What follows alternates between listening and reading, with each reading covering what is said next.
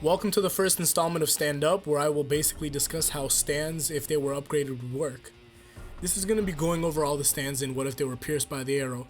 The comments will be able to discuss what would happen if the user was struck instead of the stand, or if they want to just talk about how the stand would work in general too. There is a Requiem versus the Requiem ability, basically. Today I'm going to be going over Noriaki Kakyoin, a core ally in Part 3 Stardust Crusaders. When acknowledging Hierophant's green, you have to notice the main things about the stand. Emerald Splash, range, tentacles, range, green, range. So if you follow through the story of Stardust Crusaders or anything I said in the past 20 seconds, you know that when Kakyoin's Hierophant is brought up on action scenes or in general, his range is made apparent. Hierophant's range is very large when compared to the rest of the cast in Stardust Crusaders or even to the stands in JoJo in general.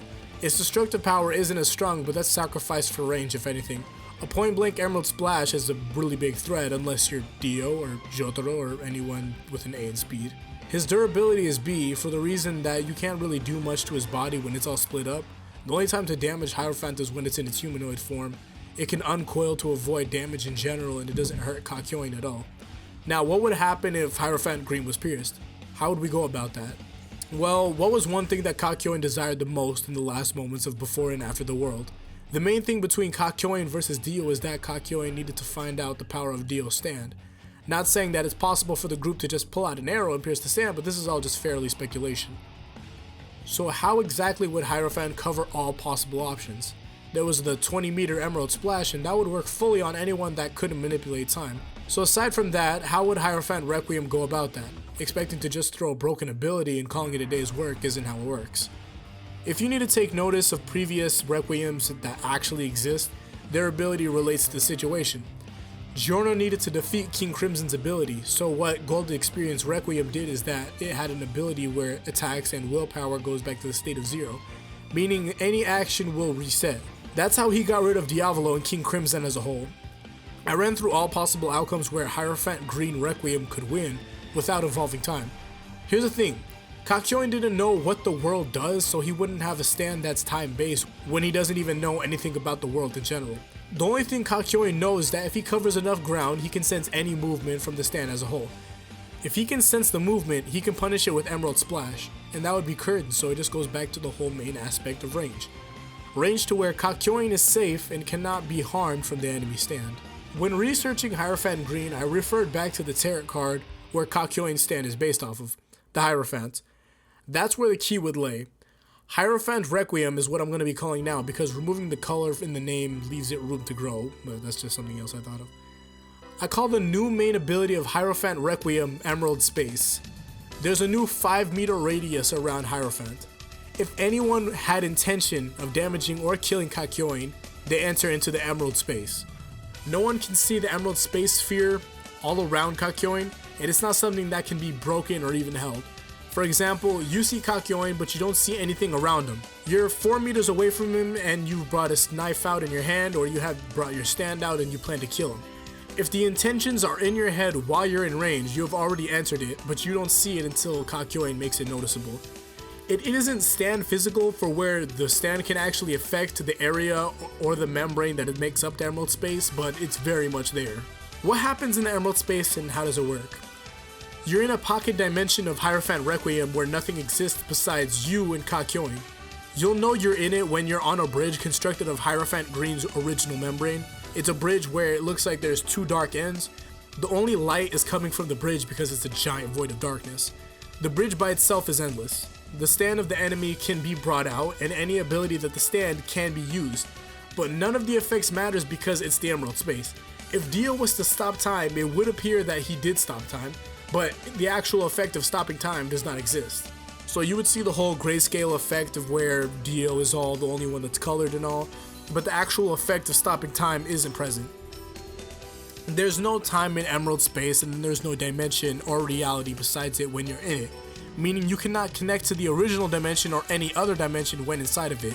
Your stand does not matter when you're in it basically. Okay, busted. Now space where nothing happens, is that it? Well, no. Emerald splashes come from behind you every time you turn around, so you're basically being constantly attacked. every time you turn around, and I mean every time, so if you turn around to deflect the first Emerald Splash, there's going to be another one right behind you. So if you do suffer enough damage to where you're dying, or if you do die, you'll come back. Nothing exists in the Emerald space, so not even death. So it feels like you're getting killed again and again for days, months, or even years, but in real time, no time passes. No time in the real world would pass, but what seems like any sense of time in the Emerald space does. The enemy would never get older or anything like that when in there, but it feels like time is passing when they're in there due to them living and all. The only way to escape the Emerald space is when your intention of killing Kakyoin is completely gone and there's no way of coming back to that thought, or you just mentally go blank like cars in space.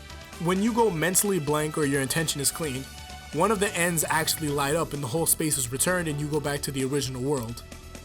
Kakyoin doesn't have to be inside of the Emerald space for it to work. The whole point is that the enemy brings out their stand and tries to do anything and every possible tactic and reveal everything about their stand inside of the Emerald space. The reasoning for how Hierophant Requiem works. The Hierophant is generally one of the more wiser and more higher tarot cards, known for being the builder of the bridge between deity and humanity. I took off of that and I built on it even more. When thinking of wise fighters, I had remembered a couple of quotes from Sun Tzu. You would know or remember Sun Tzu from history class or from the Joseph vs. AC/DC fight. All warfare is based on deception. The supreme art of war is to subdue the enemy without fighting. To fight and conquer in all our battles is not supreme excellence. Supreme excellence consists in breaking the enemy's resistance without fighting. All of these relate to being the bigger and wiser opponent and to fight without fighting. That's how I built more on the Emerald space. Since all warfare is based on deception, why not have the most deadliest weapon be the one you can't see? There's no fear of the stand or the stand's power if you can't see it. That can be a lie for certain stands you can think of, but sometimes the absence of evidence can be a scary thing. Making more of a reference, I'd say, about early Koichi before Echoes, where it was just an egg and you have no clue about it. Subdue the enemy without fighting. Another big part about making this. By not being able to enter the Emerald space unless you have intentions of killing is a big part. It shows who's your enemy, and it's all on them at that point if they strike first. Kakyoin would never be the one to strike first, because now there's no reason why to. I'd say he'd mature, like Bites the Dust Kira at this point of receiving a Requiem stand. He becomes a step higher from what he originally was, in both mentally and stand mentally. He becomes smarter with using his stands, you know what I mean. If ignorant both your enemy and yourself, you are certain to be in peril. This by itself is why I built so much on it, and it would deepen Kakyoin's knowledge. He wouldn't be the same one that thought he had it all figured out and screwed himself in the end, or that he had to die to let everyone know one thing. Like, that really made no sense if you think about it. After what Polinar said, and after what they saw on their own eyes, they should have built off of that by itself. The situation was pretty much alike to the fight between Kakyoin and Dio anyways. There wasn't like any time missing or anything, and they were all focused on the coffin. I'm trying to keep Kakyoin alive. That's what I'm trying to keep you guys. I'm trying to keep Kakyoin alive, and you guys woke to this because this is not something to let go. But onto the bridge. The endless bridge that the enemy is on is a reference to how the Hierophant is the bridge builder. Running down the endless bridge will not get the enemy anywhere, obviously. It's only when they give up, and that's when they meet the light, quote unquote, going back into the real world, making the Emerald space seem more like a both purgatory and hell, and the enemy returning to Earth praising it like it's heaven because they're finally out of the Emerald space. Side abilities or aspects. Projectiles don't work on Kakyoin anymore, they become absorbed into the Emerald space and just cease to exist. Emerald Splash in the real world is a bit faster from what it originally was too. Appearance, that's up to anyone who would want to draw it. I'd make it resemble the tarot card, but you guys do what you want because you guys are really creative about this type of stuff. And here's my Twitter if you guys want to send me what you guys want to make about Hierophant, Requiem, and all that.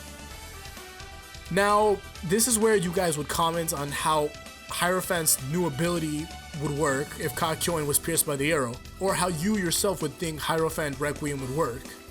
But that's gonna be the end of the video.